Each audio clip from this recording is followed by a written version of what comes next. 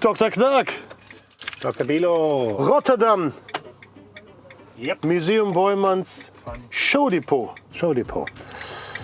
It's actually a huge art storage.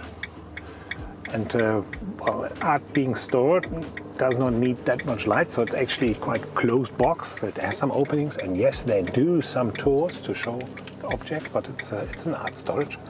And it's another icon in Rotterdam. And Uli, who do we meet today?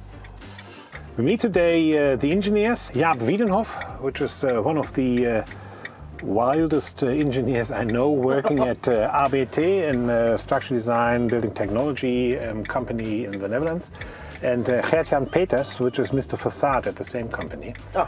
And they were involved in the say, design process and the engineering process and also tender process in various positions during this process. So they will actually share a little bit of the insights of the project because they were involved. Oh, perfect. So it's about designing an icon, and it's about designing a complex freeform facade. Yeah, for sure. Interesting project. For sure it is. So let's go. Perfect.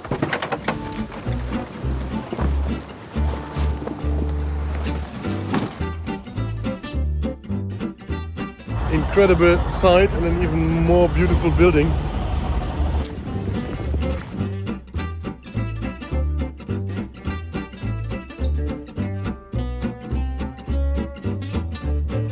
Rolling, yeah? Already rolling? Okay.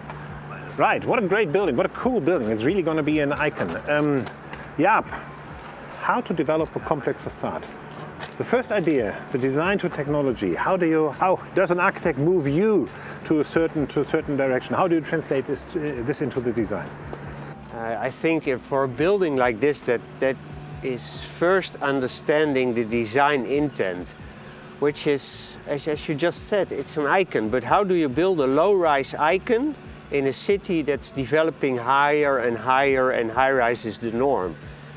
And I think the idea of this building is quite spectacular because it makes an icon by showing the high-rise.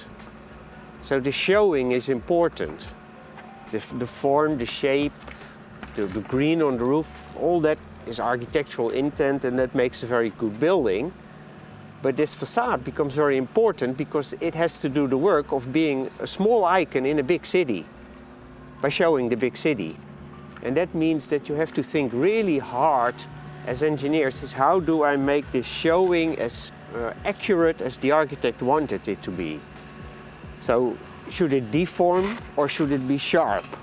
And then from that, at the beginning already, you have to start thinking about all the issues that you'll meet during the whole process afterwards. So the size of the joints, is there a way that we can make the joints such a way that they disappear? Because if you look at the first images, of course, there are no joints. But this is part of the design process. So the dimension of the components, the thickness of the joint, the possibility to make it. Someone needs to really be able to make it.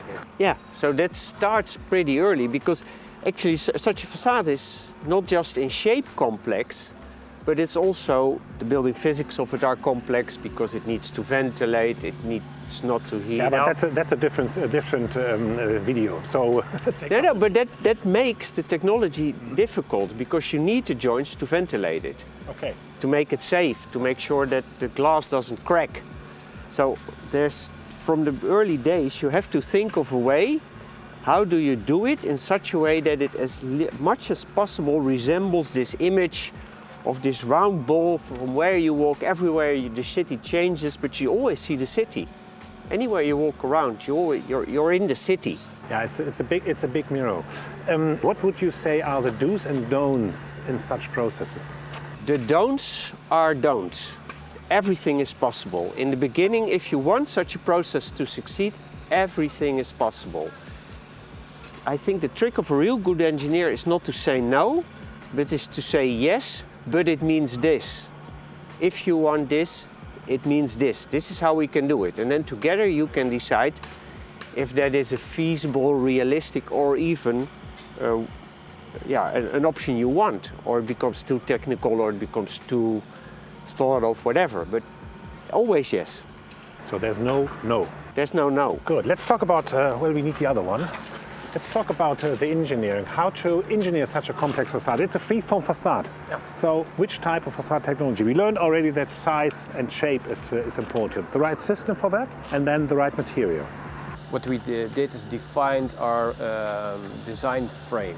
So what are the requirements for the facade? So we talk about thermal insulation, we talk about how can we come as closest to the shape the architect wanted it to be. Then we looked at what material, because we also considered stainless steel in the beginning. And in the end it turned out to be reflecting mirroring glass. But stainless steel versus mirroring glass. Yeah. What was giving the decision? Why this one material and not the other? We see when we go to the detail, you see it's laminated, Yeah. curved glass. Yeah. Well, that's not simple, No, it's and not simple, no. not cheap.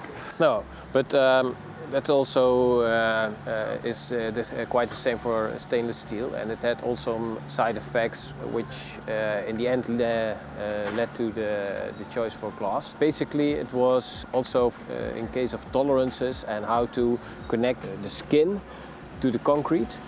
Glass was a better choice in the end. And at some point you make the decision for glass, and then you're going to look for all the options of what glass you want to use. So we investigated. When we look up there, there are these windows which Yeah. are somehow in this system as well. How Yeah. would you have dealt with that in stainless steel? That would be quite a complex one. Yeah, so that would be a problem for the see-through parts. So basically we had two materials then probably for the skin, so stainless steel for the closed part and glass for the see-through parts. So that would be a choice to use two materials. And then it's also for the uniformity of the whole skin, glass is a better solution because you can make it reflecting as well. And why this size of glass plates? Why not smaller or larger? I think that's basically a choice of the architect in the beginning. Do you know, Jaap, how the segments were formed? It is both to do with forming. Yeah. So it was with the glass supplier. So the opportunity to get the shape, the right shape. Okay. And it had to do with also the architectural wish for this continuity. If you look at it, it's a certain continuity that you get with this glass. Essentially, it's about the largest size you can make in one Double curved laminated glass. Yeah. And then you have the least joints and the least connections. Let's talk about how to build such a complex facade. So now you have this design, you make this decision about aesthetic, you know that there's a supplier to get this double curved laminated glass, but now you need to get this to the market, you need to find a manufacturer, it needs to be, say, manufactured, and then it needs to be brought on site. During the design process, there was also contact with suppliers and with of the double curved glass, and also with some suppliers of systems. But in the end, like I said, there is no real system. It's really custom-made engineering. And in the end, Sorba was selected to build it. And they took over the engineering part from the technical design we made.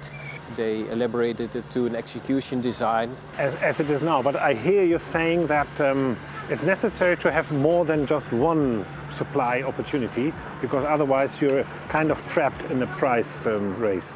Yeah, but not only in the price, but also in the technical solutions. Because for the glass thing, is that you want the best supplier at the moment, because it's not said that the best supplier also has the planning capacity at the time you need it. So you have to look in a wider range of suppliers worldwide who can make this. And for suppliers for systems, you want to make the design feasible and makeable. So you have to look at systems and the other one. you have to look at systems and technical solutions to come to the best end solution. And most of the time it's a combination of ideas. We had our own ideas, suppliers came up with their ideas, and in the end you see that's a mix of those ideas, and yeah, that's the design as it is. Last question, which was on that sticker. Yeah. That's cheating. Last question, which was on the other sticker. Marcel, there's one gone. Sorry, but here I can already hold it over here. What's the one we're missing? The other one. Yeah. Was the last remaining? No. No. Here the last question is, does it work in the end? So did it work? Did it say technically work? Any major difficulties you can announce in that process? It worked out very fine, as you can see, because the building is delivered, so it's easy to say now. Come on, don't do the politician. No, but this facade is really has a really smart build-up. Like it has 7 layers, and if you do it in the sequence as the layers, you can just. It looks very easy. As you look at pictures from the building process, you think, okay, everyone could do this, but. That's the result of smart engineering, so that the installation on site is really easy to do.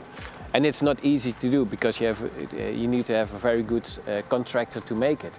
But because it's such a logical build-up of the skin, from the concrete part to the glass panels in the end, as you see the pictures of the installation, you say, okay, you could do this at home. So, which is actually a super nice last word. Good engineering makes a facade even complex simple. Yeah. Perfect. We finish here. This way. No. Komm, ja, komm. Perfect.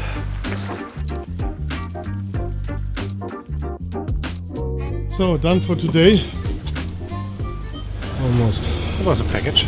What a package. Oh, cool building.